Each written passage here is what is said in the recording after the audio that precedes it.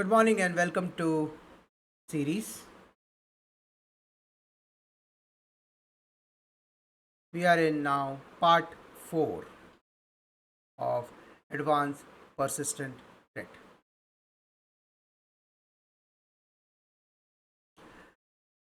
We will look at the APT attack life cycle now.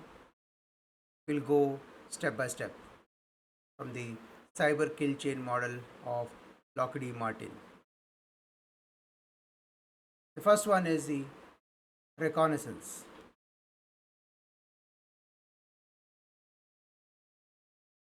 Reconnaissance is about researching the target and gathering the intel. Well, let's look at the objective. It's about gathering intelligence on the target organization, systems, personals, and digital footprints to prepare for exploitation. First is passive reconnaissance, wherein there is no direct interaction with the target system, hence undetectable by traditional security tools. The action include identify public facing domains and subdomains. This helps to map the attack surface. The tools used are DNS records, Google Drive, and so on. The next is discovering the IP address range that your domains are or you are using. The purpose is to target specific networks or geographies using tools like Whois, NSLOOKUP, and so on and so forth. Next is harvesting the employee information. Well, purpose is to craft spear phishing emails or impersonation attacks. Now, do note here, this is where it touches you as an individual. And you as an individual is today can be known through various portfolios that you maintain, either it's LinkedIn, company website, your own website, Facebooks, or any other social media that you use. So your presence on the net is a source for any APT attackers. Be conscious of that as a professional. Next is collect open source documents. Extract metadata, username, software, patches, tools used PDF, doc files, JDs. Now here you have to be conscious. Anything and everything related to you that's on the net is available for an APT to review and build a portfolio. Imagine if you are a 20,000, 50,000, or 100,000 employee, and each one of you have a social media presence in some form and shape. The amount of footprint that you leave behind is more than enough for an APT actor to get a picture about you and definitely about your organization. So people need to be conscious of it. That's one of the weakest link in the whole chain.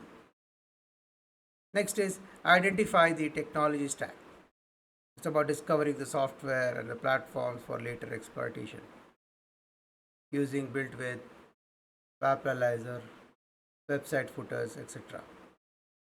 Next is monitor your social media activity, time campaigns, or identify disgruntled insiders using tools again, social media, Twitter, Facebook, Reddit, forums. Now, example, if I want to know about your organization, how it looks like, what it does, all I have to do is look at your company portal, look at the employees of working in that organization, look at the social media. Example, many a times out of enthusiasm, staffs would take photographs, selfies within the office premises. I've seen photographs of important key locations, rare cases, but happens of your data center. Well, the intention of that is being proud about where you work for, surely, but there is a boundary which need to be maintained. Review job postings. Do note, job posting lists down quite a lot of information about the product and technology you are using. Infer internal tools, platform roles, available in company career pages, LinkedIn jobs, etc. That's passive reconnaissance. Now, next is active reconnaissance. It involves interaction with the targeted infrastructure. Of course, there is a higher risk of detection, but they would only come to this once they do the primary one, the passive. What happens during active reconnaissance? They conduct network scanning. The purpose is to identify live hosts, open ports, and services. Tools are many. You can map, Maskin, ZMap, and many more. They perform web application fingerprinting, enumerate CMS, frameworks, server versions using what's web, analyzers, directory busters, etc. Then they enumerate DNS records, discover hidden infrastructure or staging environments. Then they probe for email format, enabling phishing and credential harvesting.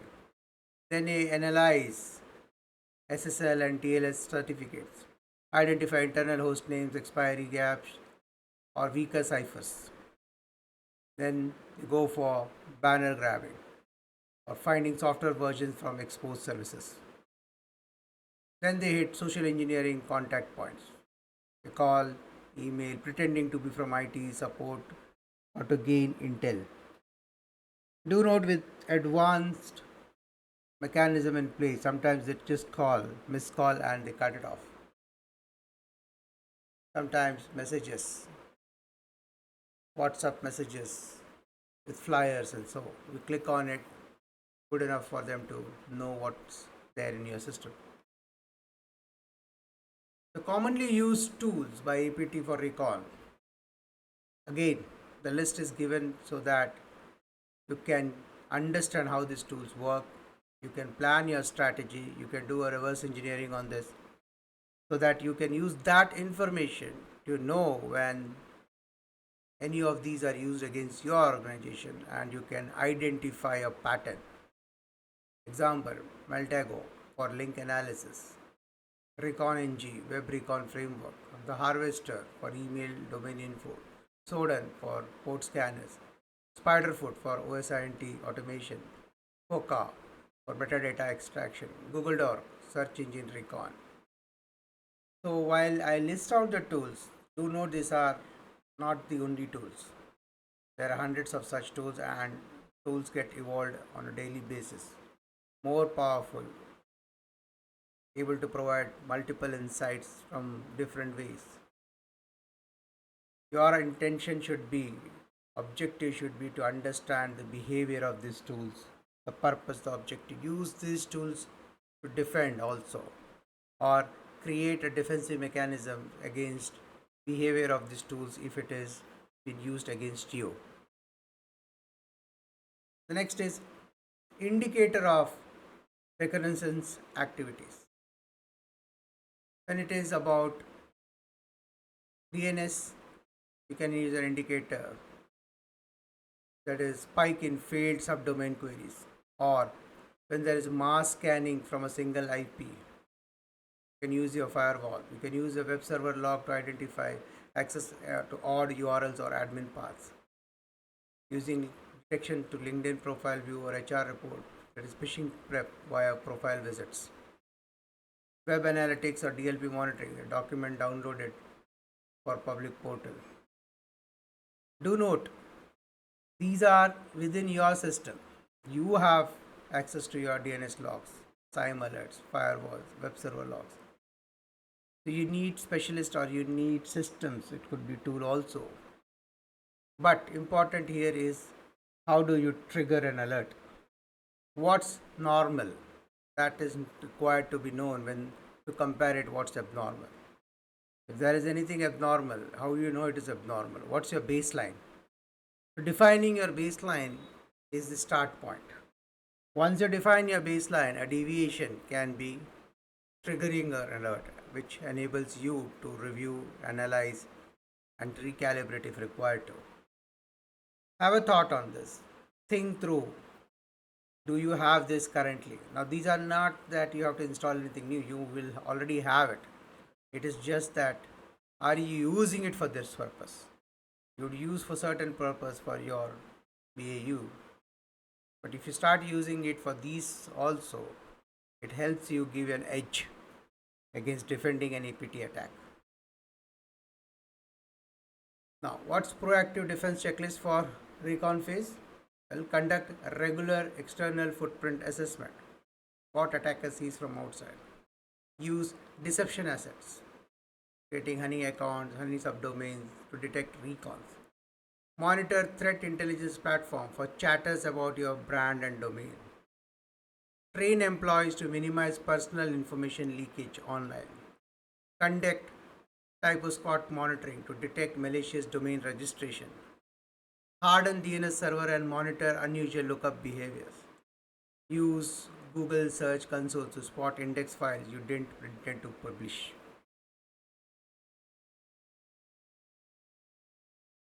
Let's go into cyber kill chain phase 1. Reconnaissance. Let's start with reconnaissance, the defensive action that need to be taken.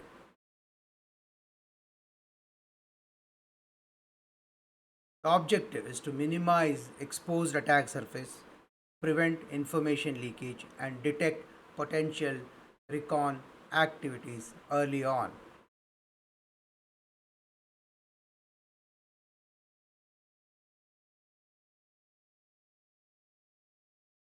The first is reduce your digital footprints, that is external exposure management. Action: regularly audit public facing assets, domains, IPs, subdomains using external attack surface management tools.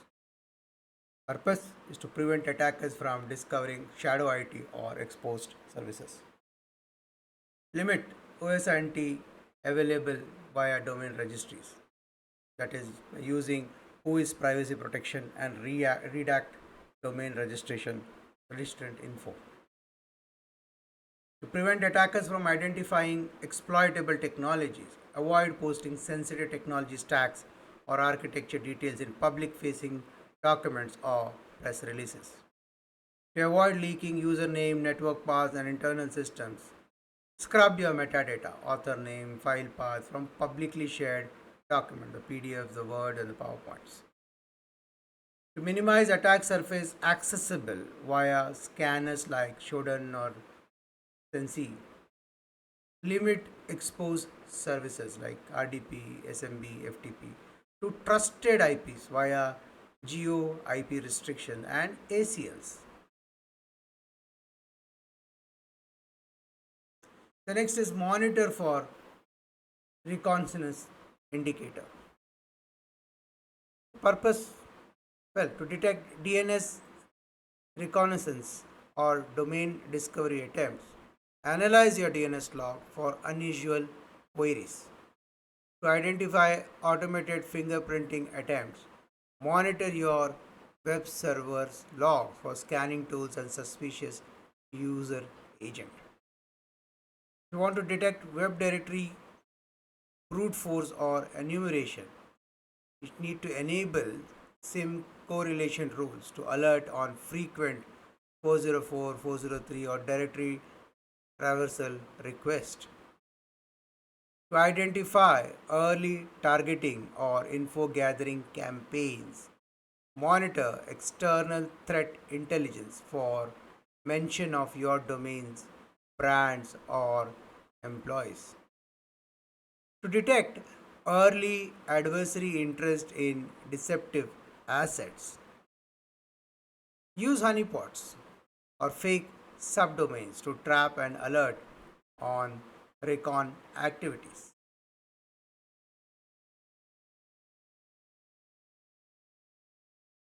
Next is to limit human targeted intelligence exposure.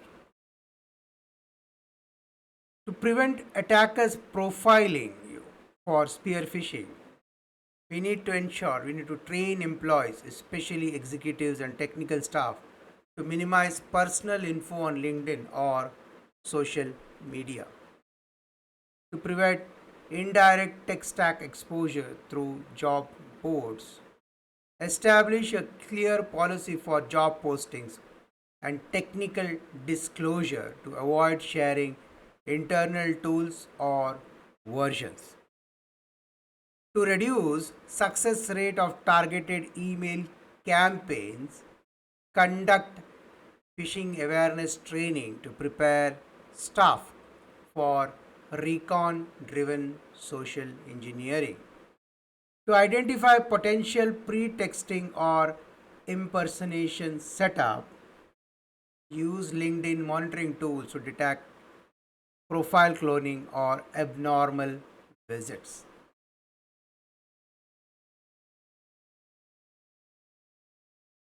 From hardening your infrastructure visibility perspective, when you want to prevent automatic site scrapping and tech fingerprinting, implement reboot.txt and web application firewalls to block known scanners and crawlers.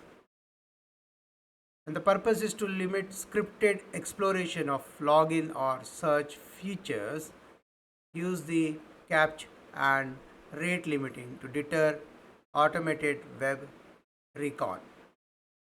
To prevent accidental exposure of file structure, remove or disable directory listing on web servers. To detect domain spoofing or C2 infrastructure planning, monitor your SSL, TSL certificates and CT logs for unexpected or suspicious domain registration. To avoid recon based identification of cloud storage misconfiguration, do a regular check on your public cloud configuration for unintended exposure.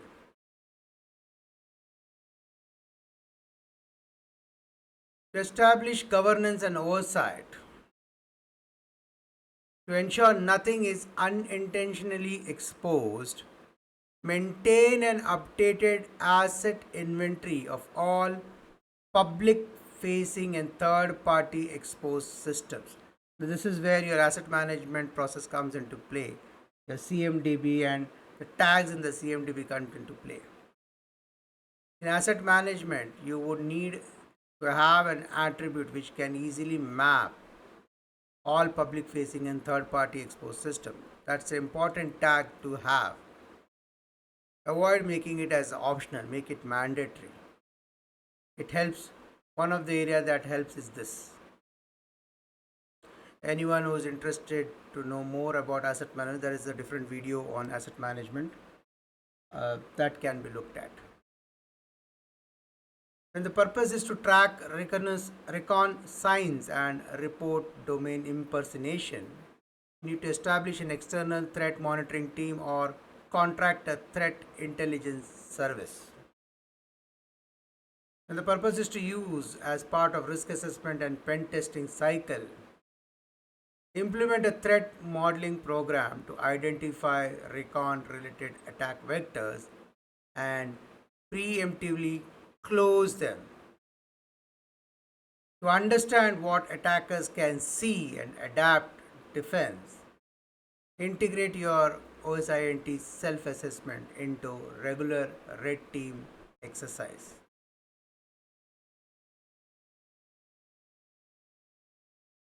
In summary, your defense focus area should be the attack surface reduction, metadata scrubbing, OS protection. Your DNS, your web logs, your honeypots, your CTI alerts. You need to focus on social media hygiene, spear phishing defenses, impersonation monitoring. You need to look at your WAF, CAPT, territory access control, SSL, TLS watch. You need to look at your asset visibility, threat modeling, and PI subscriptions. Weaponization. It's about creating a custom payload, which is malware or any exploits.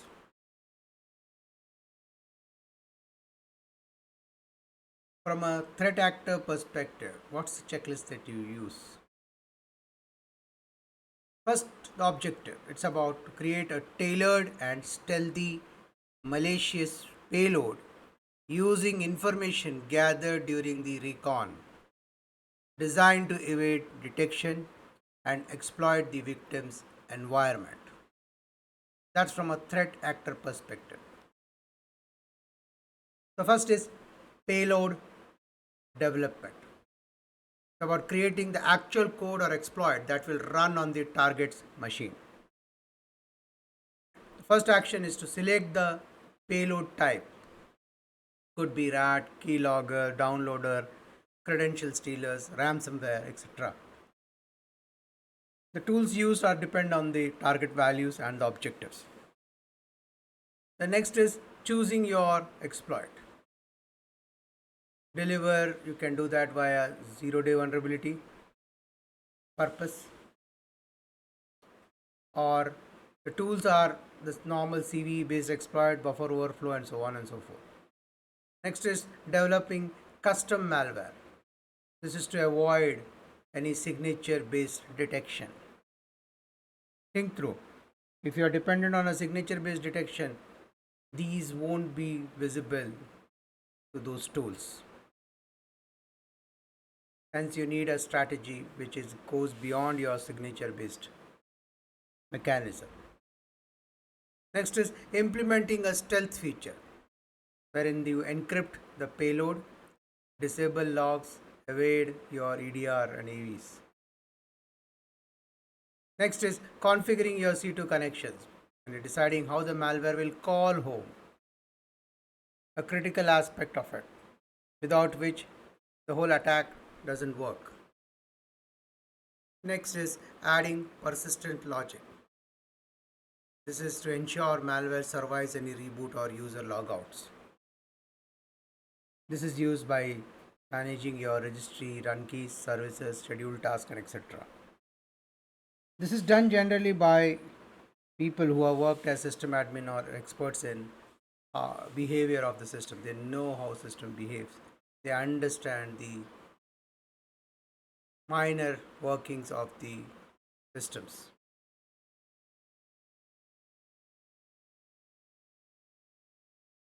Next is binder and loader creation. It's about binding the payload with a carrier, typically a file type that the victim will open or run. Starts with creating malicious documents. They embed macros or scripts inside your Word, Excel, PDF files. Next is about compiling executable payloads. These are standalone malware disguised as software or installers. Think through the software upgrade that you have just done. It will load a lot of softwares, small and large components of it. If any one is compromised, it's good enough for it to get stuck to your systems. It could be a malware. The next is use droppers or downloaders. That is, initial file is small but download full payload later. Now think about how many times that has happened, wherein you get a file, a small one, you open up, it could be an image, and it triggers off a download. It's like your websites. You click on a website link, it's just a single line of data. But once it triggers off, a large file or a large website gets downloaded onto your screen. Same concept. Next is about obfuscating or encrypting files. This is to avoid detection by antivirus or sandboxing. The last step in this is spoof file icons or extension, that is, make file appear benign to users. This is all about ensuring that you are running, the attacker is running below the threshold, below the radar, undetected. Somehow reach your system. The next is weaponization techniques, which is advanced method used by APT to enhance effectiveness and stealth.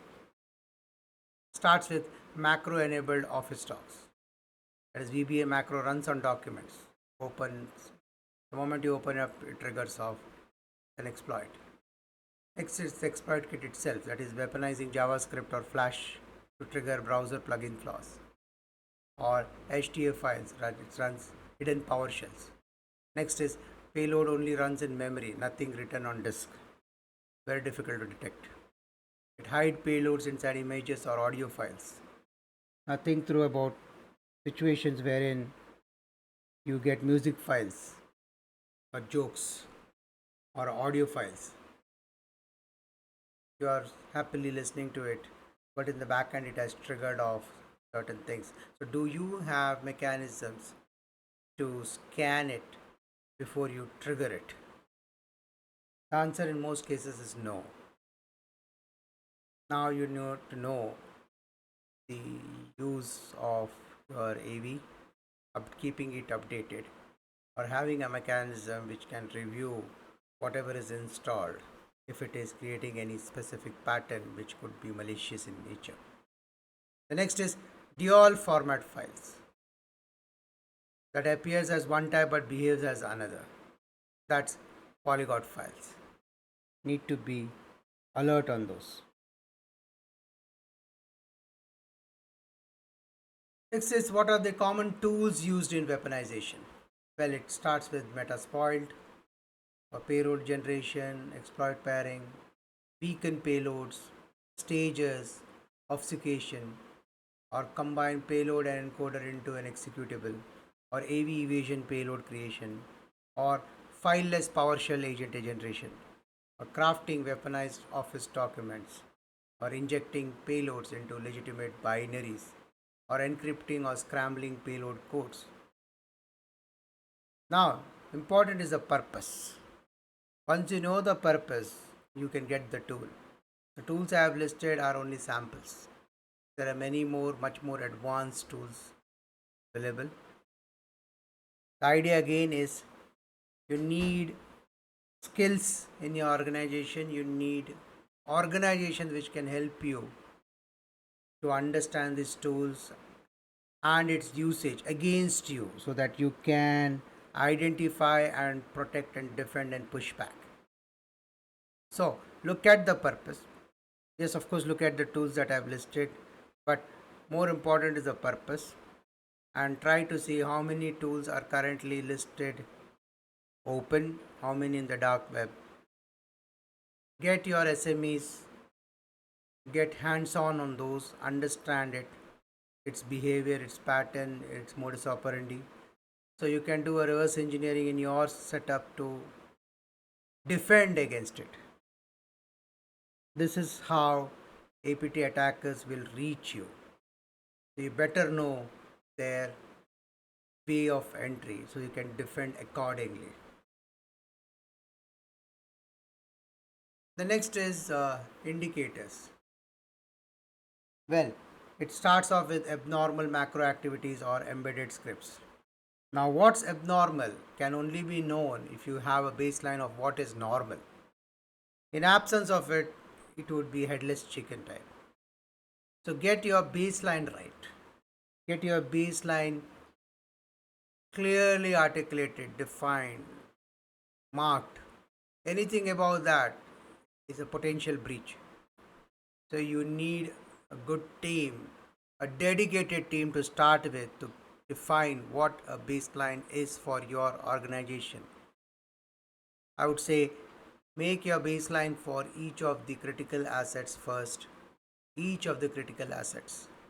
What is the general traffic a particular database generates, produces, and transmits over 24 hours, over 7 days, over a month? Once you have that, that's your baseline. Anything which is a deviation needs to be investigated.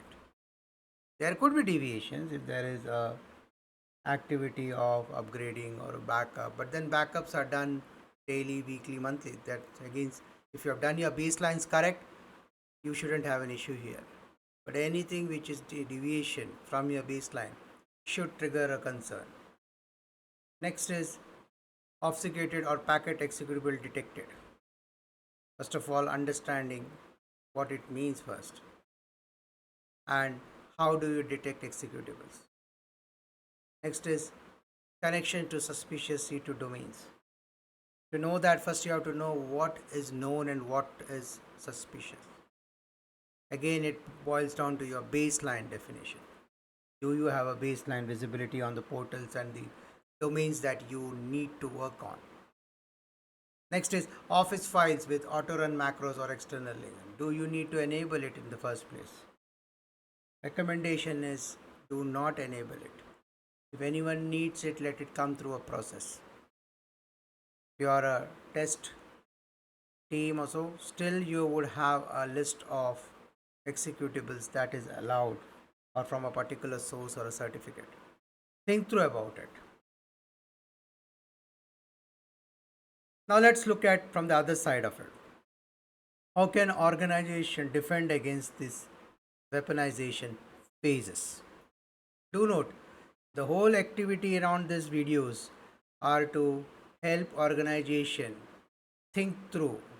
First, watch, understand how an attacker would behave, what an attacker would use, how an attacker try to enter you, how they would behave when they are inside, how they like to communicate. The whole idea behind this is to understand your attackers, the APT threat actors, so that you can plan your strategy using what you have and if required to getting something more to support you. So that's the objective of this. The whole video is put up to help organization defend. Now coming on to the countermeasures on weaponization from an organization perspective. The objective is to prevent successful deployment of weaponized contents, detect disguised malicious objects, and neutralize attack vectors before execution or exploitation. It starts off with block macro enabled files by default unless vetted. Next, disable automatic macro execution via group policies. Then deploy sandboxing for email web downloads to detonate and analyze unknown files, followed by using file analysis platform to inspect attachments. Then implementing advanced AV with behavior based detection, followed by restricting file types through emails gateways and disable dangerous extensions. Then you go to monitoring your PowerShells, WMI, and script execution across endpoints. And finally, maintaining an updated threat intel feeds for emerging payload signatures and TTPs. Now, how do you harden user environment against malicious payloads? Well, when the objective is to prevent macro enabled malware execution in different extensions, you need to disable macros by default and block unassigned macros via group policies. And the purpose is to run files in read only sandbox to mitigate embedded threats. You need to enforce Office protected view settings for files downloaded from internet or email. When the objective is to block less common but effective malware delivery types, you need to restrict execution of HTA, CHM, SCR, links, BBS, and JS files unless explicitly needed. If the objective is to block unauthorized file execution, use application control to restrict execution to whitelisted applications only. When the objective is to prevent execution of disguised files, apply file type association hardening to prevent spoofed file type from auto executing. This is your mechanism to harden the user environment. Next is to detect and analyze weaponized file. How do you do that? And the purpose is for pre-execution malware detection through behavioral analysis. You need to deploy email and web sandboxes and that detonates and analyze attachments and downloads. Then when the purpose is to identify known malwares and suspicious patterns, you need to scan all inbound email attachments and downloads using multi-engine antivirus and heuristics. When the purpose is to detect signatures of custom APT built malware, use YARA rules and threat intel IOCs to flag suspicious file patterns or embedded payloads. When the purpose is to spot payload delivery using evasion tricks, you need to monitor file obfuscation techniques. And the objective is to block and quarantine weaponized files before user interaction. You need to integrate automated file detonation pipeline into email gateways and endpoint protection.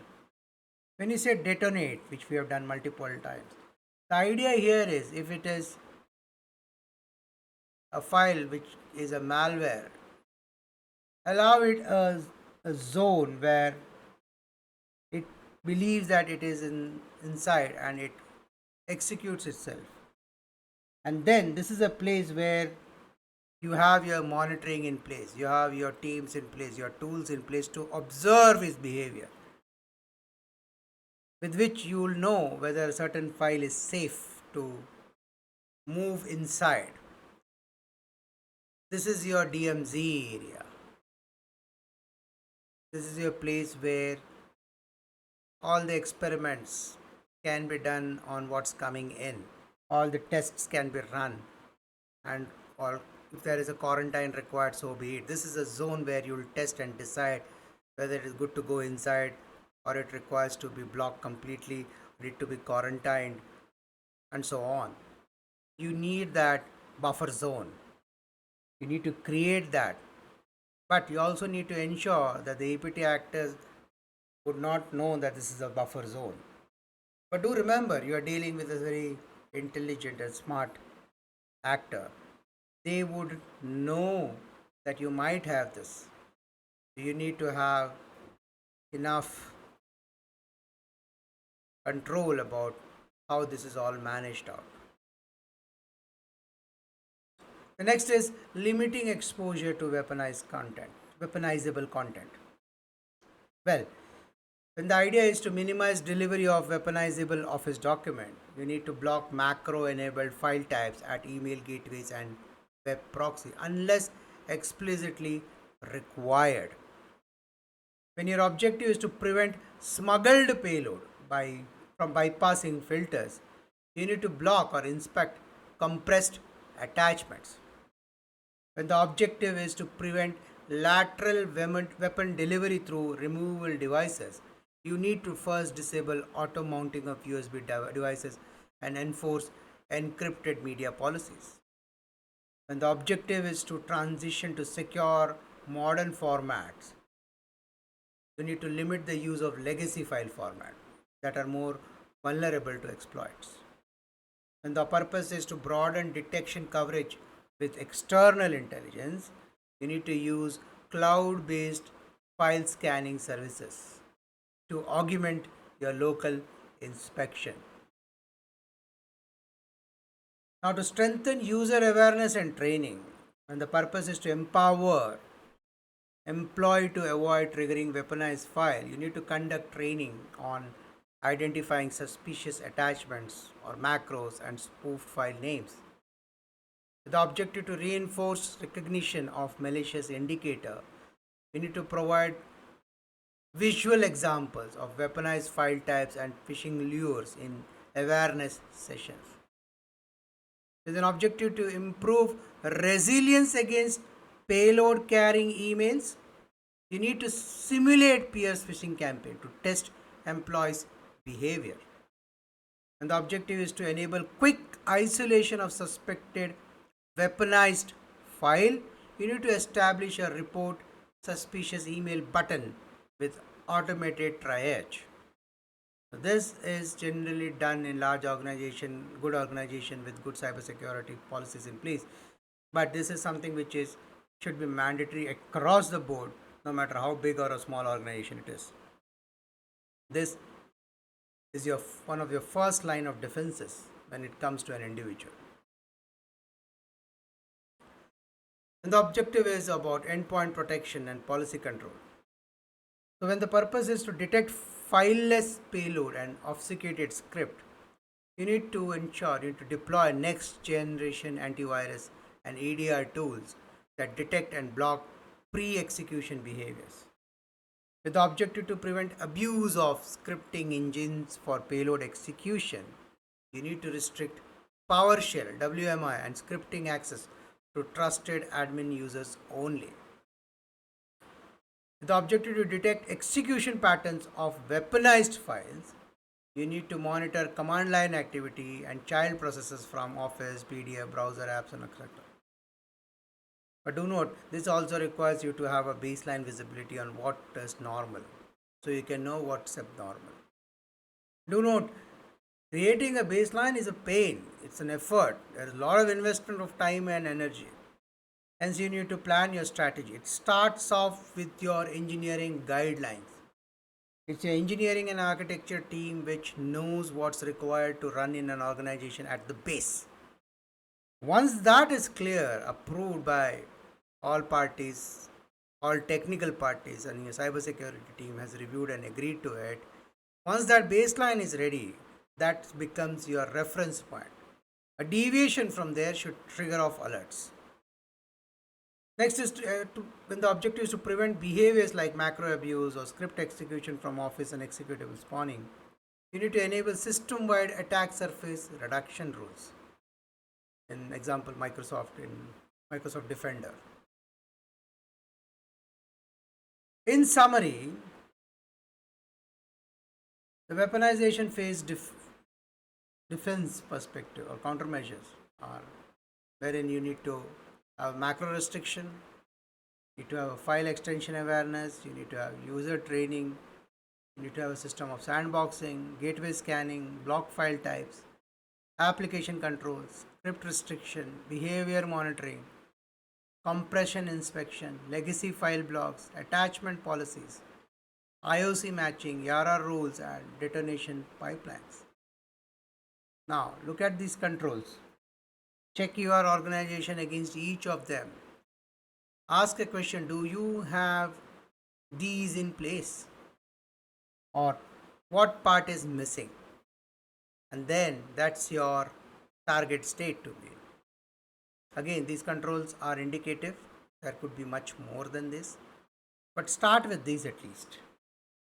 At least list it out that, yeah, I have mechanism of YARA rules in place, or I don't have IOC matching currently in place. I don't have a system of that. So at least you know your current state and your target state. You might have many more controls than these. Please list it out and add these into your list. Of course, work out with your cybersecurity team, your risk team, technical team to see if there are certain things which might not be relevant to your setup. So be it. Good for you. But have you thought about this?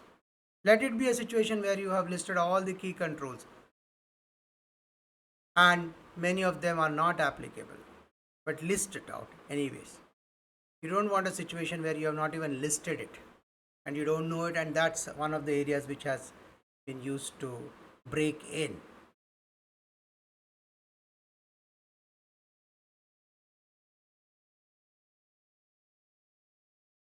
Cyber kill chain phase 3 delivery. Let's look at the threat actors checklist, how they go about. In delivery, it's about sending the malware via phishing, USB drops, or vulnerable apps. The objective here is to transmit the weaponized payload to the target using the most effective and stealthy method, thus ensuring execution without raising alarms. The first is the most common vector, which is email based delivery. Well, the purpose is to tailor to deceive specific users or group. That's crafting your spear phishing emails. The next, it's normally used as Excel, Word, PDF file with macros or embedded scripts within it. This is about attaching weaponized document. When it comes to using embedded malicious links, it is done with the purpose to redirect to a site that auto downloads payload or exploit browsers. The next phase is bypassing the spam filter, wherein they use trusted sender domains or spoofed addresses. Next is thread hijacking. They insert replies into real email conversation for legitimacy. Now, if you pause here and think through your current controls or defense mechanism, you would have many areas covered already, because this is a common vector and organizations have built-in systems. But look at it and compare it against the table. Can your system identify spear phishing emails? Or if it is identified, how does it report? Do you have that button in your Outlook or your email wherein a user, if he suspects, can click on a suspected phishing and trigger an alert? Next is, does your email system, monitoring system, able to scan, understand if there are any embedded scripts or macros inside which could be harmful, or if there is a macro at all, including the steganography aspect of it?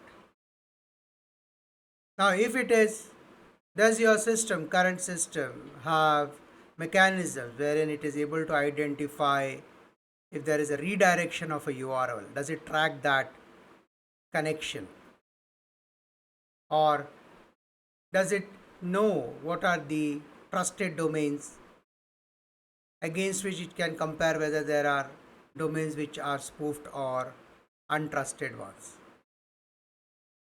Or is it having a session based control wherein a reply email is inserted with an idea of thread hijacking? This is a question that you ask your experts who manages your email space, your security guy who is specialist in this space. He would know about it or he would not know about it. In both the cases, you know where you stand when it comes to email based delivery. Next is web based delivery. The purpose here is to trick users into visiting and executing the payload. That's done through a host malware or fake or compromised website.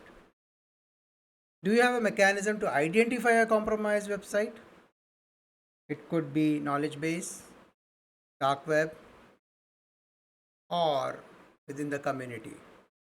Or if you have a system which can test it before a user uses it. The next is to deliver exploit kits in drive-by downloads, wherein the users are redirected via malicious ads or iframes. Next is auto execute payloads when user visits the site, using exploiting browsers and plugins vulnerabilities. The next is to prompt to download fake softwares, updates, or medias, using social engineering or download pages. Think through what mechanisms you have currently in place or what is missing when it comes to web-based delivery or against web-based deliveries. Next is removable media delivery.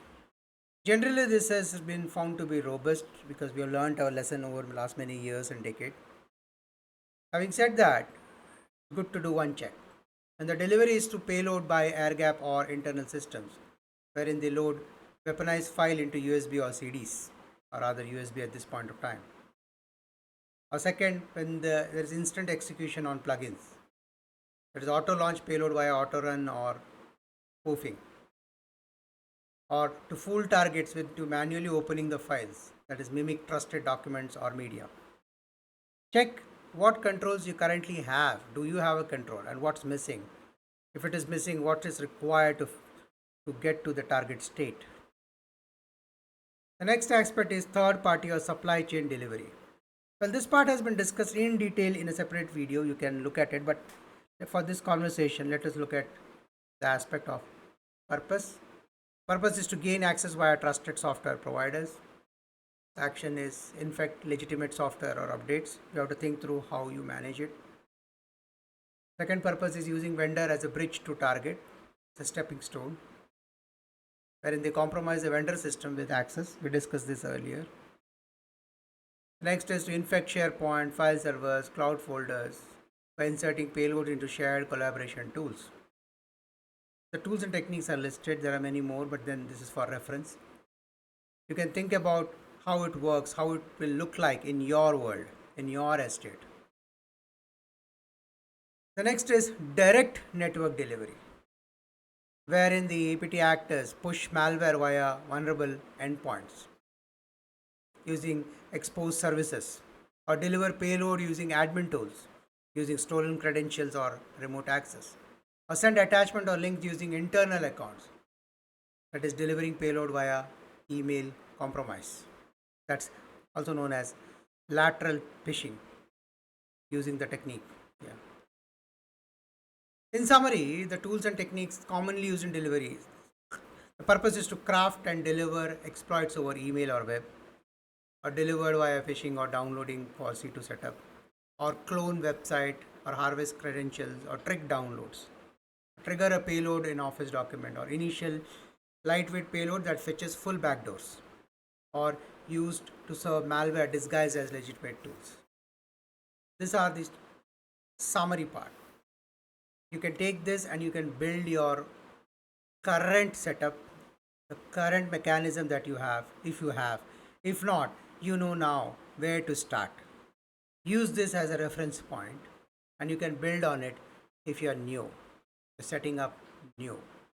If you're already a veteran or a matured organization with matured models, check against these and see, is there anything missed out? If there is anything else to be required to be done, then you have a reference point here. Of course, do comment if you have a better one so that we can use that for others to gain from. Next is indicator of delivery activities. How do you detect? Well, inbound emails with macro enabled documents. Check out suddenly if there is a surge of emails with macros. Your systems are able to pick that. Suddenly one fine day, you have hundreds and thousands of emails coming with macros. It's an indication of some abnormal activities and a potential delivery attack. Second, check out whether there are access to malicious domains. Suddenly, if there are a lot of requests coming in from within your organization to domains which are known to be malicious, or if there are a lot of redirections, it could be an indication of compromised systems in your organization. Check your DLP to check if there are many files which are getting executed on USB insertions or any USB insertion if the USB is enabled. First of all, no USB should be enabled for any downloads or any new file installations except for devices that has been authorized for. Could be passive devices. The next is check out if there are any unusual downloads from SharePoint and cloud, and there's a search. Are they known or unknown? These are some ways to identify that there is a delivery activity in play. Now let us understand what is that an organization can do beyond what we just discussed as a defense against the delivery phases. What's the countermeasure? From an objective perspective, your objective is to block or neutralize the delivery of malicious payload to users, systems, or networks before the payload can be executed. So that's your objective. The first is the primary delivery vector we discussed, email. Your intention is to block malicious attachment and embedded phishing links. For that, you need to deploy secure email gateways with malware detection, sandboxing, and URL rewriting. When your objective is to prevent direct payload delivery through executables, you need to enable attachment stripping for high risk file types, or for all the file types if you can have your systems can afford to have that. When your purpose is to eliminate high risk format frequently used in spear phishing, you need to block macro enabled office files by default. When your objective is to disarm embedded delivery through malicious hyperlink, you need to use link protection to detect and block known bad or time delayed phishing URLs. When your objective is to reduce spoofed sender delivery success rate, you need to enforce SPF, DKIM, DMARC for all inbound and outbound email domains. When it is about securing your web and cloud gateway, there are a few things that need to be looked at to start with. It is when your objective is to prevent malware from being downloaded via compromised or malicious site, you need to deploy web proxies with URL filtering and file sandboxing. When your objective is to allow security tools to inspect HTTPS content for malicious file, you need to enable SSL, TSL, TLS decryption for outbound web traffic. When your objective is to cut off delivery routes via web redirection or watering hole sites, you need to enable block, or rather you need to block access to known malicious domain and IPs using threat intel feeds. First of all, check out whether you have a current mechanism which provides you that intel. If no, you have to get that first before you reach here. And by the way, that's not, that feed is just not for web, it could be for many other aspects or threat vectors. When your objective is to prevent use of cloud storage platform for payload delivery, you would need to implement CSB solutions to monitor cloud-based file sharing. When your primary objective is to enforce browser level controls for file types known to be used in malware delivery, you need to restrict download of executables, compressed or scripting files via browser policy. When your objective, or the next, is to control removable media and physical vector, in this, when your objective is to prevent physical delivery of weaponized files into sensitive system, you need to first disable or restrict the USB and removable media via endpoint policy.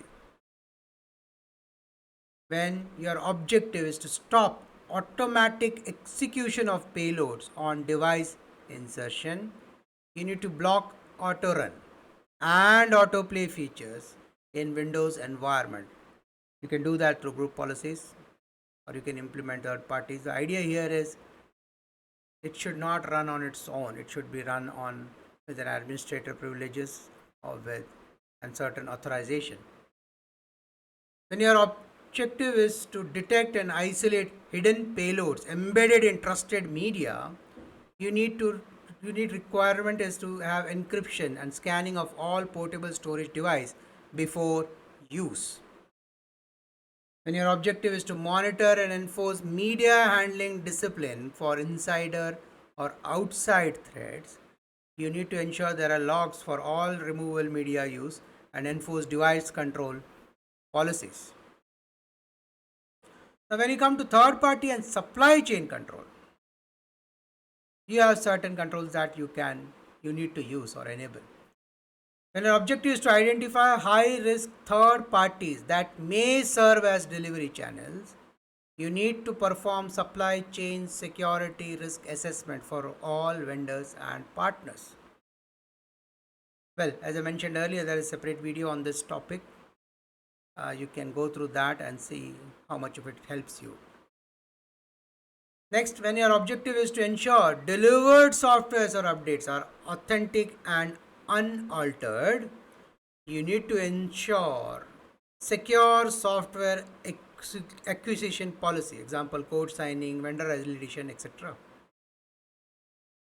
Next, when your objective is to limit exposure of internal systems via connected partners, you are required to have vendor to comply with endpoint security and access control equal to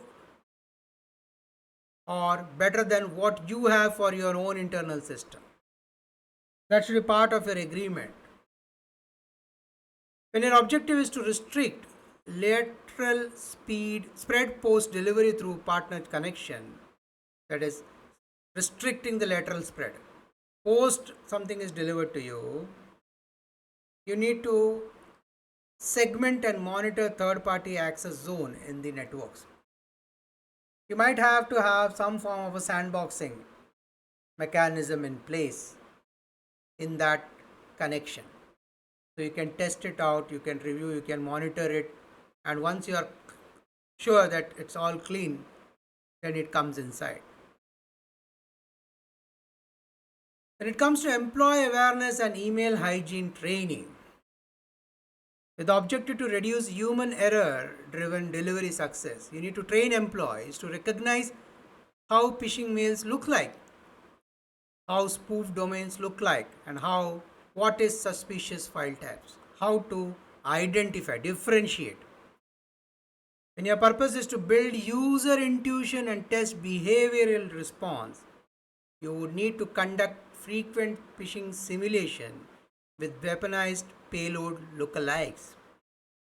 This simulation is like a test, it's a practice for your users.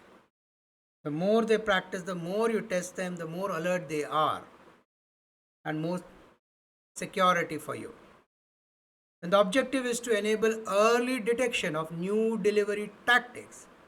You need to encourage the use of report suspicious email button integrated into your SOC and SIEM.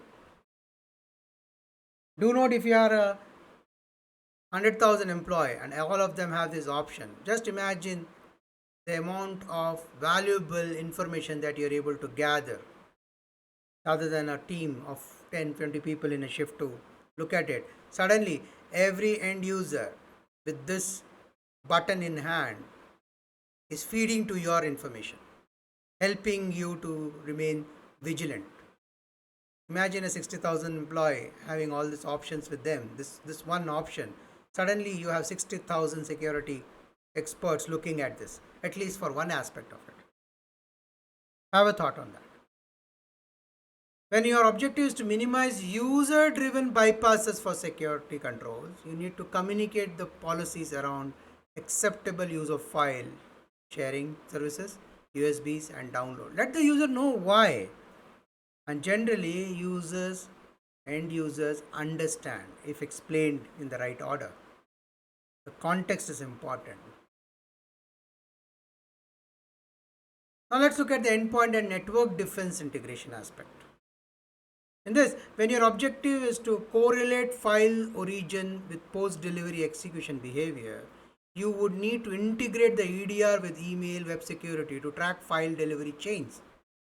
When your objective is to automate detection of suspicious delivery events, you need to configure SIM alerts for high-risk file download or execution.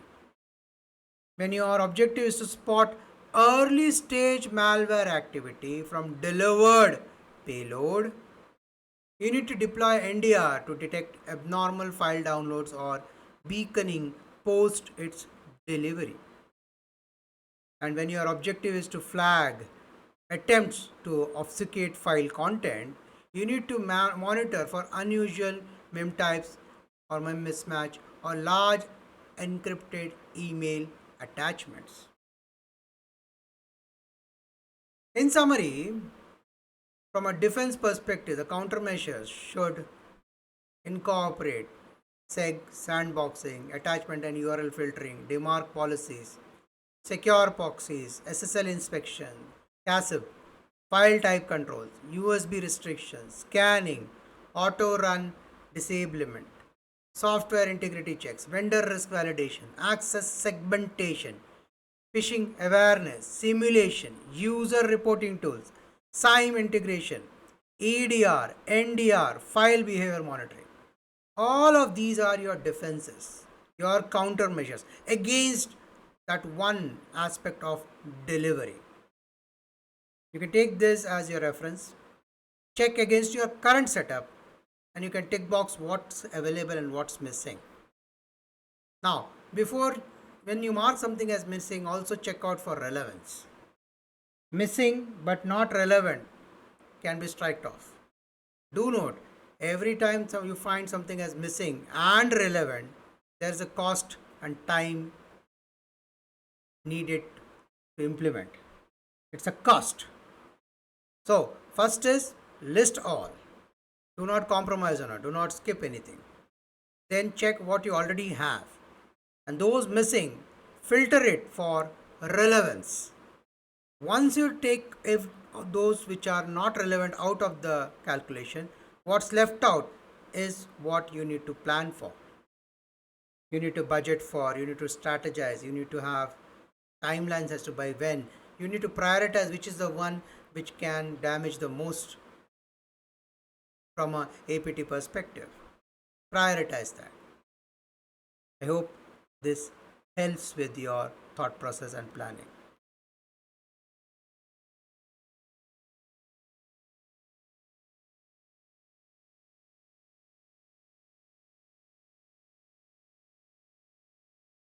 Let's now look at the next part of the life cycle, which is exploitation.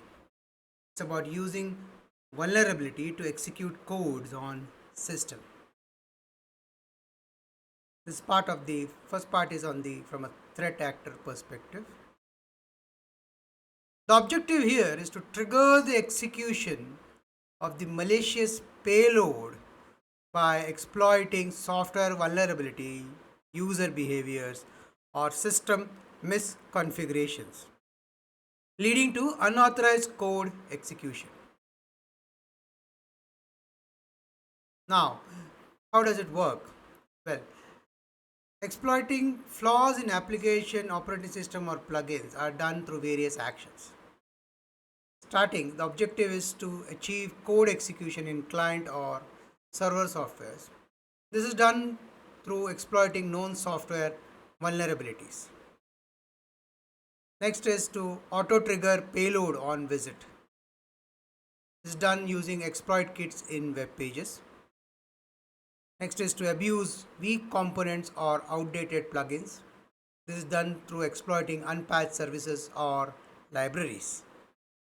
And then the purpose is to exploit parsing bugs in PDF, Office, or Flash files using malformed documents. Clearly, most of this, if not all, can be achieved by ensuring you have patched your system effectively, quickly, and covered the entire estate. If that's done, at least 3 of the 4 can be addressed to a certain extent.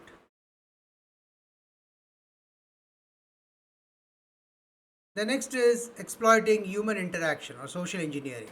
It's about tricking the user into enabling or executing the payload. In here, the purpose is to execute embedded scripts on documents opened. This is done by prompting victims to enable macros or content. If that option is enabled as an organization, then you have this challenge. Next one, the purpose is to launch malware manually. This is done by tricking users into double-clicking executable disguised as doc or images. Again, if this is enabled as overall as an organization policy, then you have a challenge. Next, the purpose is to get users to install malwares themselves, done using fake error pop-ups or update prompts. Then the next purpose is to lead to drive by downloads or exploit sites, done by delivering malicious links requiring clicks. The next aspect is exploiting configuration weaknesses. This is about taking advantage of poor security hygiene. And the purpose is to modify or insert malicious file into startup folders, which is done by exploiting weak file permissions. Next purpose is to access systems that haven't changed factory logins, done abusing the default credentials. Now you know why default credentials are dangerous. And this is where your engineering and architecture team's baseline definition is critical. One of the important aspect is removing anything which is factory settings. Do remember, a factory setting of an equipment remains so across for those estate. Hence, it's known. Next, when the purpose is to use already publicly exploits that haven't been applied, this is done through taking advantage of missing patches. The next purpose is to hide within legitimate OS features, and is done by executing script through user profiles or scheduled tasks. Hence, the four exploitation techniques by delivery vector are email, web, USB, and networks. You can take this as a reference and check against your current processes and control mechanisms against each of them and see whether you are achieving the desired objective of stopping the exploit from happening. From a common tool exploits used in exploration is as so. We have quite a few number of tools. The first one is a framework for automating exploitation and payload execution. Second is used to execute custom payloads and post exploitation. Next is to execute PowerShell based exploits and so on.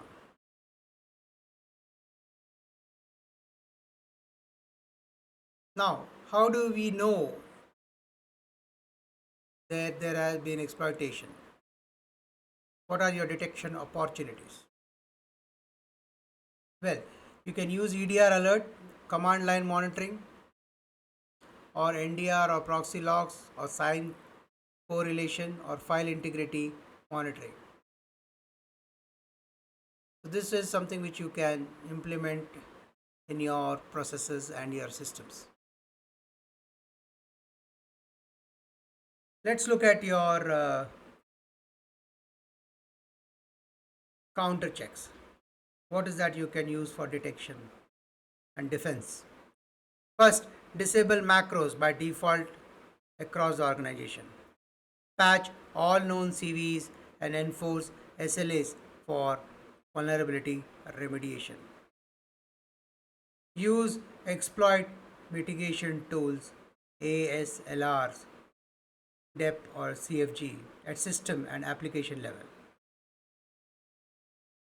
Then monitor script based attacks using EDR with PowerShell WMI tracking. Next is to implement app allowing listing and blocked execution and untrusted binaries. Then enable user behavior analytics to detect anomalies in document triggered activities.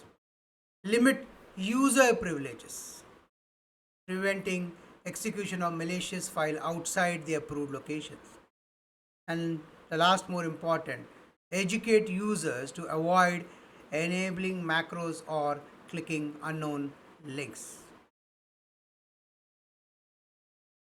Let's go deeper into the defense checklist for exploitation. The objective here is to prevent the successful execution of malicious code by blocking exploit techniques, patching vulnerabilities, restricting users' action, and detecting abnormal behavior.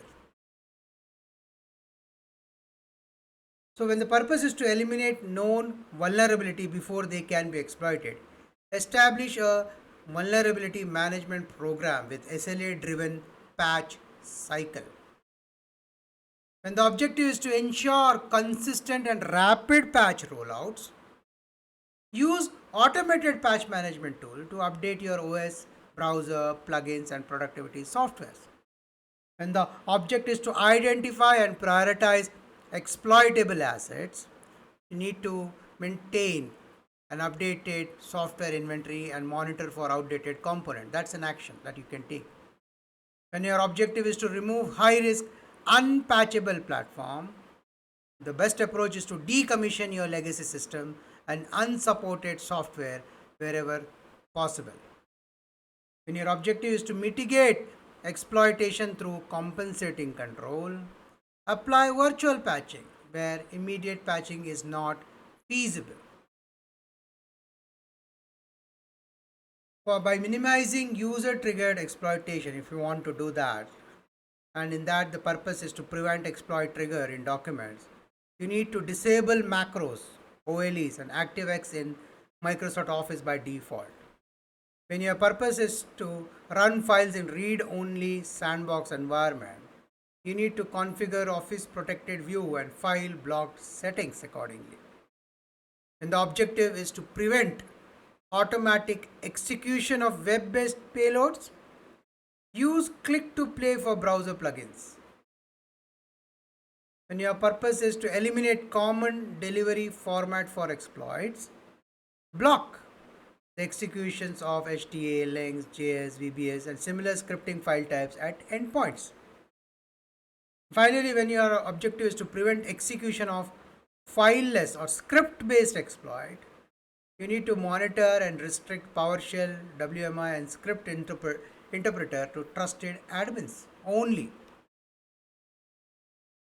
Now, when it comes to enabling exploit mitigation technology, the purpose is to prevent execution of code in non-executable memory. You have DEP, data execution prevention. And your purpose is to make it harder to predict memory address. You need address space layout randomization or ASLR. When the purpose is to detect and prevent indirect code execution, you have the control flow guard or CFG.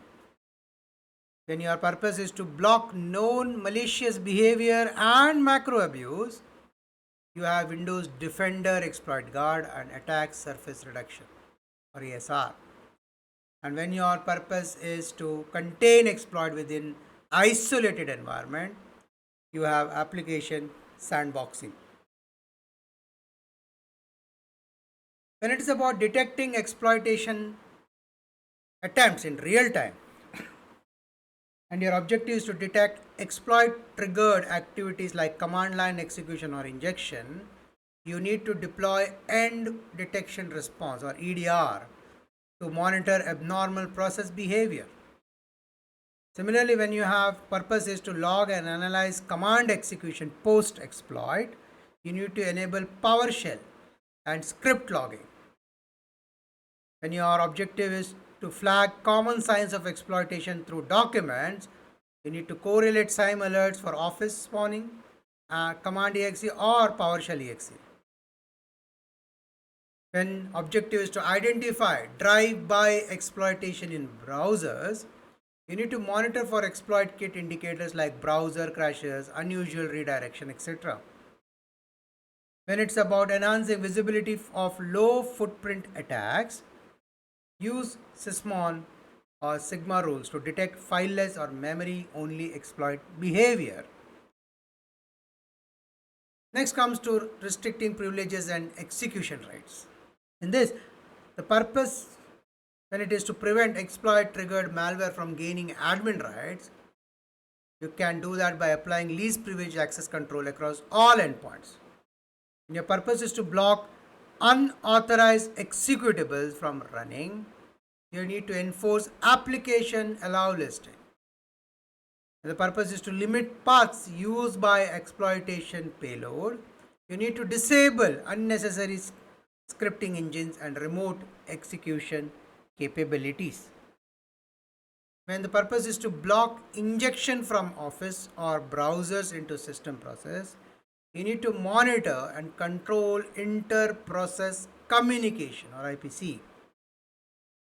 When the purpose is to contain post exploitation spread in VDI or shared environment, you need to implement session isolation and block lateral movement pathways.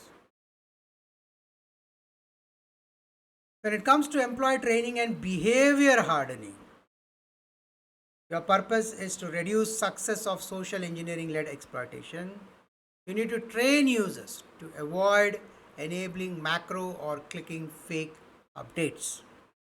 When your purpose is to strengthen user resistance to exploit vectors, you need to conduct phishing simulations with exploit style payloads. When your objective is to prevent exposure to drive-by and malvertising attacks, you need to educate employee on safe browsing and download habits. When your purpose is to build user level intuition for identifying early stage attack, you need to include exploit defense scenario in security awareness modules. In summary, there are exploitation phases where you can focus your defenses.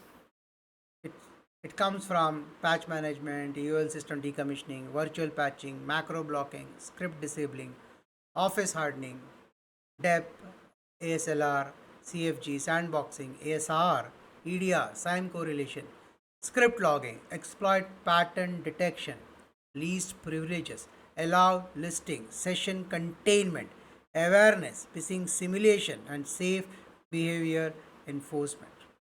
These are your countermeasures.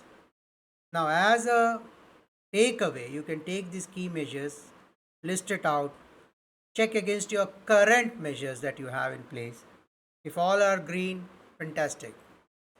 If there are something which is missing or not there, check out first relevance of it for your organization. Those which are left out, which means those are relevant but not yet in place, that's your current state and your target state that you want to achieve. You know your current state and you know what's missing, which is your target state. Plan your strategy, plan your budget, plan your resources as to how you are going to achieve that. I hope this gives you a better perspective on building your countermeasures for exploitation phase. Installation. It's about planting malwares like remote access trojans or rats. Let's look at from a threat actor perspective. The objective here is to establish a foothold in the compromised system by installing malware, implants or backdoors that allows reliable and stealthy access. Let's look at from a deploying malware and implant perspective, how it is done. Well, the first purpose is to maintain remote control over the victim systems. This is to install the RAT. There are tools available. There are many more which are not listed here but available. You can pick and choose the one which works for you as an experiment. But definitely these you have to look and test it out yourself so you know how it looks like when someone is using this to get in. The next purpose, if it is for harvesting credentials and monitoring activity, they deploy keyloggers or screen capture tools. The next is once they harvest a credential and monitor, they enable lateral movement or escalation and data staging. This is for drop post exploitation tool. Once that is done, they expand the toolkit with modular malwares. This is where they download additional payloads. So the command and control of the APT actors initially post they install it, and once they have communication, then they pump in more tools so that more type of information or more lateral movements can be done across the estate. And the last is to evade antivirus and file scanners and any tool which can identify there is an attack. This is done to hide malware using packets or rootkits. That's the first part. The second is achieving persistence. They launch the objective to launch malware on startups. That is, they create auto run registry keys. Then once done, then they execute payload periodically to create scheduled tasks or cron jobs. Then they run malicious services with system privileges by installing Windows services, which they need. Now, they can, but then you can catch it easily if you know your baselines. Or you can have a system where you can correct it again or bring back or disable services which you have not enabled as part of your baseline. The next part is placing the malware in auto executing folder. This is to abuse the startup folder. So every time if there is a reboot or a restart, this will get executed on its own. Once that is achieved, then they ensure malware is loaded by trusted application. This is done to patch legitimate binaries or DLL hijacking. Once this is done, then persistent insider browser environment. Have a persist inside browser environment, then we use browser extension or plugins. The next part is stealth and obfuscation technique. With the purpose to prevent reverse engineering and signature detection, they encrypt or obfuscate malware. Then they blend with legitimate OS activity by renaming payload to mimic system processes. Once that is achieved, they alter file creation modification time by managing the timestamp by spoofing it. Once that is done, then they avoid scrutiny from casual inspection by storing payload in obscure locations. Once that's achieved, then they increase the legitimacy and bypass protection using signed malware or abuse trusted certificate. The tools commonly used for installation phases are Metasploit, Cobalt Strike, Empire, Codec, PowerSploit, Custom Doppler. Again, a list of tools which you can take as a reference. The important thing is the function that they deliver, like delivering persistent modules and post-exploit payload, or deploying beacons, or executing stages, or building persistence, or installing persistence in or Windows post-exploitation, or registry manipulation, tasks which can be defined, or minimal executable that install full backdoors. Do look at the function, look at the tool, and find other tools which are providing that function, and you would need your security team to be aware of these, be expert of some, so you understand how these functions get delivered using tools. Not only these, but any other tools. Once you understand the function and map the tool against a function, then you can study the tools to know how it behaves, so you can do your part of the design. Now, how do you know there are installation activity going on? What are your detection opportunities? Well, to detect file integrity monitoring, the indicator types, that is to indicate that a file changes, you can use the FIM. To know about there are registry editing going on, you can use registry auditing or SIEM alerts. When services are created, you can use the SE query Windows event log to review it. To review whether there are task creation, then you can look at the scheduled tasks, queries, event IDs. When it's about process injection, you can look at the EDR alert or sysmon logs. Now do note, you can detect it provided you know your base. Again, your base is important. If your baselines are been defined, cleared, articulated, and a snapshot is available, any changes around, whether it is file changes, registry changes, service creation, task creation, or process injection, becomes a little easier. You can, in most cases, identify there is an installation activity going on or there is a trigger which is in place. So, again, coming to the very basic, the fundamental is your baseline. That's where the role of your architect, the application architect or infrastructure architect or a security architect, and their engineering function coming together, thinking through these and defining the baseline is the key. If that's done in the right order and enough thought and time is invested there with the right quality of people and skill set while defining it, many of these threat attacks can be averted. You really have a very strong fort. So, from a counter checklist perspective, you have quite a few.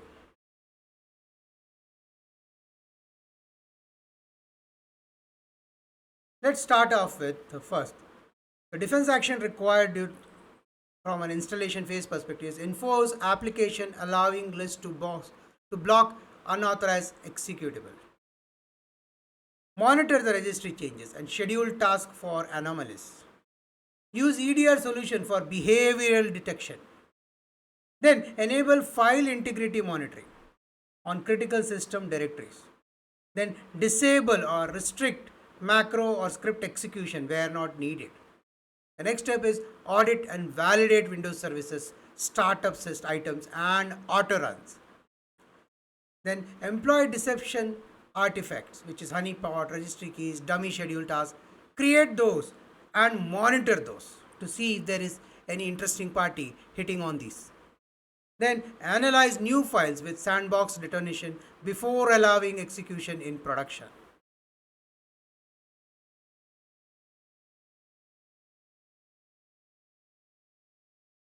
The next is command and control aspect. Let's look at the checklist from a threat actor perspective. The objective here is to establish and maintain covert communication between the attacker's infrastructure and compromised systems, allowing remote control, data exfiltration, and malware management. So that's the objective of this phase. Let's see how it's done. First is enabling initial connection with the purpose to set up the infrastructure, public, cloud, or hack services. They configure the C2 servers. Next, IP, domain, port, or beacon interval are embedded into the payload. The action is they embed the C2 details in the malware. Next is to infect host, initiate outbound connection to C2 from within your system. They use reverse shell or beaconing method. The last step is malware ping C2 at set or random interval from inside the system, inside your organization. That's done through triggering a beacon or check-ins.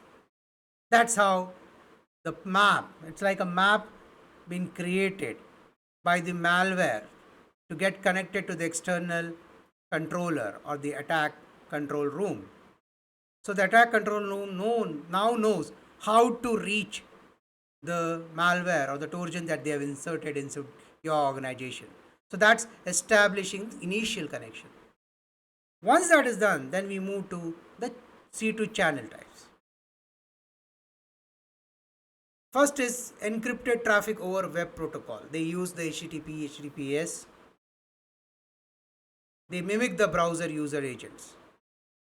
Second is they bypass firewalls through DNS tunneling, which is hard to monitor. Then they blend in with allowed services, which is maybe cloud API, C2I, Dropbox, OneDrive, Slack, GitHub, etc. Once that is done, then it's hard to trace. Encrypted hashtags or metadata are done, and this is done through the social media channels. Commands are hidden in the example Twitter post or comments. The next is it becomes extremely stealthy or low attribution. They use the network, the I2P networks, wherein anonymous relay of traffics are observed or done. Very difficult to catch. Once that's in place, then he encoded in base 64 or AES encrypted streams. They use custom protocols. Proprietary channels for payload deliveries are built. Once that is done, then the next is evasion and resilience technique. How they do it? They dynamically generate domains daily, hourly. They use the domain generation algorithm. Then they rotate IP address rapidly to avoid blacklisting. They use something like fast flux DNS. Then they route the traffic through compromised systems, not a direct hit. They use proxy chains and multi-hop relays. They avoid pattern based detection by managing the traffic shaping and random timing. Once that is done, then they use CDN to disguise real C2 host by using domain fronting. Or last, they use secondary C2 channel in case the primary fails. That is the technique of using fallback mechanism. I hope you understand now the complexity of having a channel built in and maintaining a resilient or evasive techniques. That's how complex these threat actors would play their role. Very difficult if you are not in the same level or same league to match or identify them. From a tool perspective, there are many tools. Some of them have been discussed earlier, but let's look at it. Look at the purpose of these tools. There are tools for full feature C2 agent used to in red team and APT ops. They have tools for dynamic payload supporting multiple C2 techniques, open source C2 framework supporting MTLS, HTTP, DNS. We use PowerShell based agent supporting fileless operation, or Python based cross platform remote access, or built using Go, Python, C++ for stealth and customization. Indicator of C2 activities. How do you detect? What are the opportunities? Well,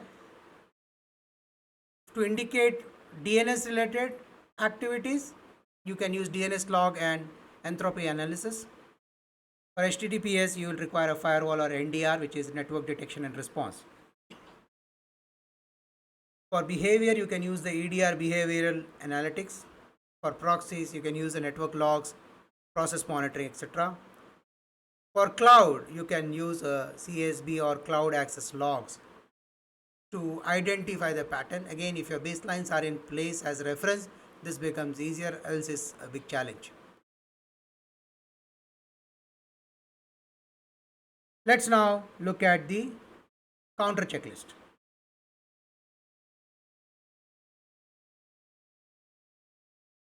Defense actions. Starts off by deploying DLP solutions to detect and block unauthorized file transfer. The second is monitor exfiltration attempts via DNS, HTTPS, FTP, or cloud services. Followed by use user and entity behavior analytics to detect abnormal access patterns. Followed by implementing zero trust architecture to isolate high value assets. Enforce network segmentation to limit lateral movement. Maintain immutable backups and protect them from attackers' access. Follow it by monitoring logs and credential usage, particularly for privilege escalation. Once that's achieved, then conduct regular incident response exercise and focus on data theft and ransomware. Once that is done, validate your backup restoration plan and test ransomware recovery readiness. Now let's go and deeper into countermeasures. How do you detect and disrupt data exfiltration? It starts by detecting and blocking unauthorized transmission of sensitive data by implementing DLP at endpoints, networks, emails, and cloud layers. Then work on detecting staging of data for exfiltration. This can be done by monitoring of abnormal file compression, encryption, or large data transfers.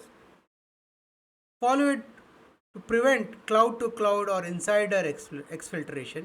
Apply CSB policies to monitor file movement to external SaaS or cloud storage. To disrupt stealthy data transfer paths, block uncommon exfiltration channels like DNS tunneling, FTP, or encrypted HTTP post. Once that's achieved, try to detect insider threat or compromised account moving large data sets. This can be done by setting thresholds and alerts on data volume anomalies by user or system or locations. Once this is there, we move on to how do you prevent sabotage, ransomware, and destruction. Well, to prevent unauthorized encryption or deletion of files, enforce application control and behavioral ransomware protection. To enable full recovery post ransomware or destructive attack, use immutable backups, which could be offline or write once media, and test regular restores. Safeguard recovery asset from attackers' interference. This can be done by blocking tools used to delete backups and shadow copies. To catch early sign of attack intensification, you need to detect attempt to where attempts are done to disable the EDR or the logs or antivirus. Enable detection of these attempts. To prevent ransomware from spreading to mission critical systems, you need to segment access to critical ICS OT systems and backup infrastructure. Once you reach this, the next step is to mitigate privilege abuse and internal reconnaissance. The purpose to detect lateral movement and privilege misuse, you need to monitor and alert on new privilege escalation, group membership change, or admin activity. You need to limit attack surface and session length of high privilege account. And this can be done by implementing just in time and just enough access model. Do you have that currently in place? Do you have the JIT and the JEE model? If not, is there a feasibility to look at it and see whether it can be implemented or what's required? It works every time. Next is to detect unauthorized data harvesting. This can be done by auditing access to sensitive folders, enabling auditing on database and systems, and you have to review it. You need to have monitoring, you need to have a log enabled for all of these, and you should have a tool which monitors the log to capture any abnormal activities. Having a log, most of the organization and systems have it. Reviewing the log, not so much. So you have all the information in front of you, but there is no one or no tool looking at it, or not looking at it enough to detect the anomalies.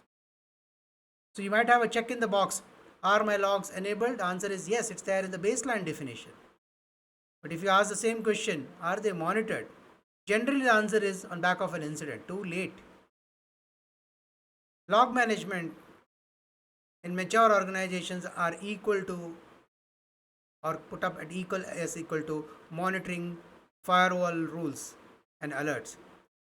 The logs management is a specialized field in itself, and you need experts or the tools which specializes in finding anomalies in the logs across the systems. Once you achieve that, you catch the APT style internal mapping activity. To do that, you need to detect use of dual purpose tools like Bloodhound, Sharphound, PowerView, or so on and so forth. If you know the pattern, if your experts have hands on this and they understand how this tool works, they will know how it behaves if it is there in your system and it's triggered from outside. The next is, once all of these are achieved, you prevent persistent unauthorized access. This is done by disabling default accounts, enforcing MFA, and rotating privileged credentials. Once that is done, you need to contain long-term surveillance and espionage. How? You need to catch covert espionage, small data leaks over time. That can be done by deploying user and entity behavior analytics to flag subtle anomalies. You need to monitor potential surveillance target. That is done by enabling logs and analyzing access to mailbox, chat platforms, and internal portals. You need to lure attackers into revealing themselves. That can be done by using deception technologies like honey flies or honey mailboxes, etc. It's a specialized field again. You need experts or vendors or third party who are experts in this. That's a day in day out activity. Bring them in, let them build it for you, and then you can use your monitoring to view what's happening in this space. You'll be surprised in most of the cases how much information you can get by enabling the deception technology within your organization. Once done, detect surveillance tool post installation. Periodically sweep for screen captures, keyloggers, or rat implants. Now, this is should be an ongoing activity, if possible, a continuous piece of work, similar to what you do generally for patches, looking out for what systems are unpatched. So, you need to have similar surveillance mechanism, which is continuously monitoring and comparing against the baseline to see any deviation. Once done, then you spot low and slow exfiltration channels. You need mechanism to hunt for long dormant beacons or irregularly timed outbound traffic. Anything and everything which is abnormal, irregular, consider it as an attack. Go with that. You might not have anything. That's good. But what if there is something in there? What you need is early warning. This is one way to know about it. Once done, then you need to bolster your real-time monitoring and incident response. You can start by identifying attackers' action in real time and trigger automated containment. That's done by integrating your SI, MEDR, NDR, and SOAR to correlate indicators across the domain. That's where your control centers play a role. This is where your brightest and the best brains come in to correlate the whole story. You have tools, you will have tools which can do all of this, but this is the place where the head of your cyber, your threat intelligence team come in. Your experts, the best in the best comes into this space. Once done, then you enable instance, coordinate response. Use your SOAR playbook to isolate compromised systems and block outbound communication. You need to standardize response and minimize confusion during active threats. But to do that, you need to create runbooks for data theft, ransomware, sabotage, and fraud scenarios. Hence, this is a place where your best brains come and play. They define, they refine, they watch, and they refine again. So things are clear and you're running on steps that has been clearly defined. It's not a headless chicken activity. It's a predefined action. Steps are clear.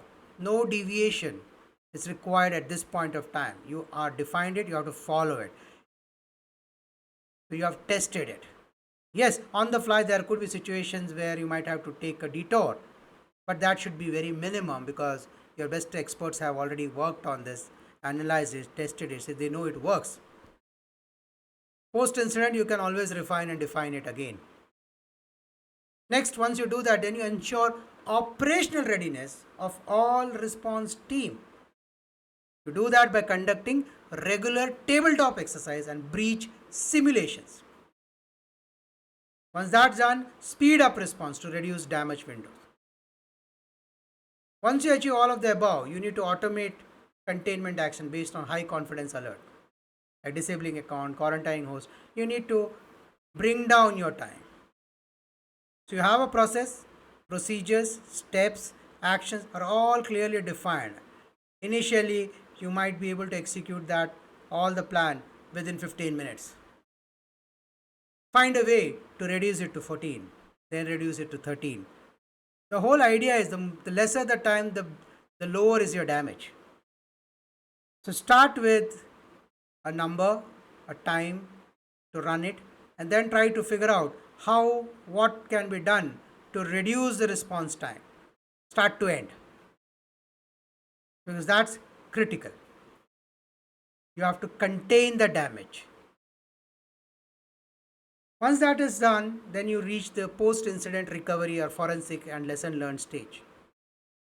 Enable root cause analysis and legal recourse. Secure and preserve the forensic evidence, memory, disk, image, logs, etc.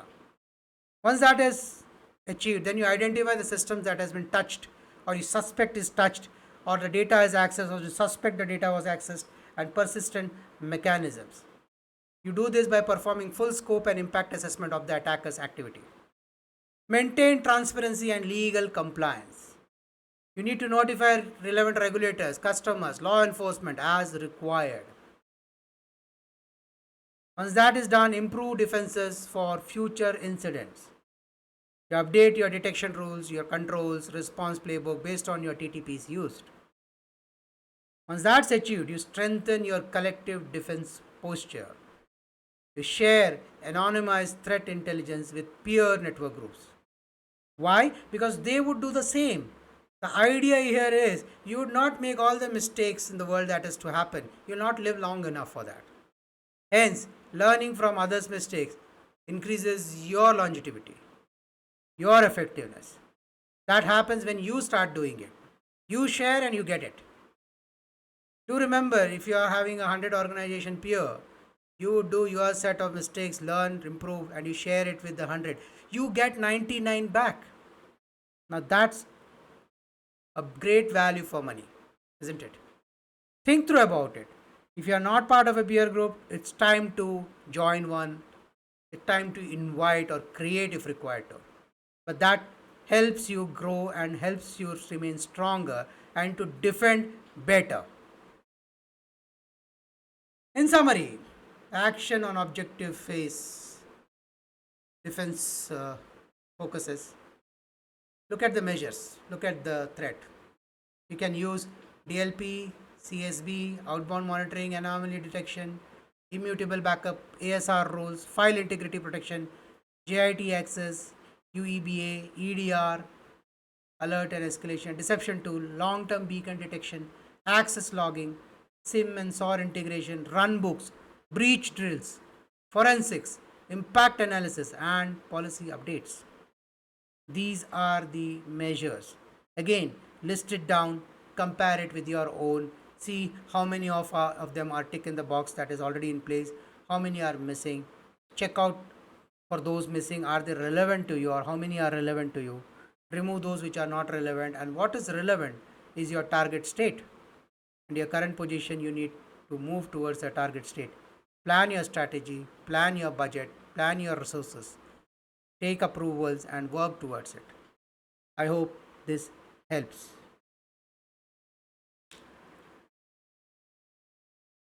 Pausing here, we will take stock on what we have understood in these four parts till now. We take a pause, think through, look at our notes, points that we have to potentially action on, review what we learned, what we know, what we understood, compare it, think through what part can be action, what need to be dropped, what's relevant and what's not relevant. Important, what's not relevant, take it off from your bucket list so that you can focus your time and energy to those which are important, which are critical. I hope this has helped you. With this, we come to an end of part 4. I hope this has been useful for you, has added value to your table. Do share these with your colleagues or anyone you think can benefit. Students, if they are planning to enter this territory, I hope that helps them, brings them some perspective. If this has brought value to the table, do subscribe, do share, do like.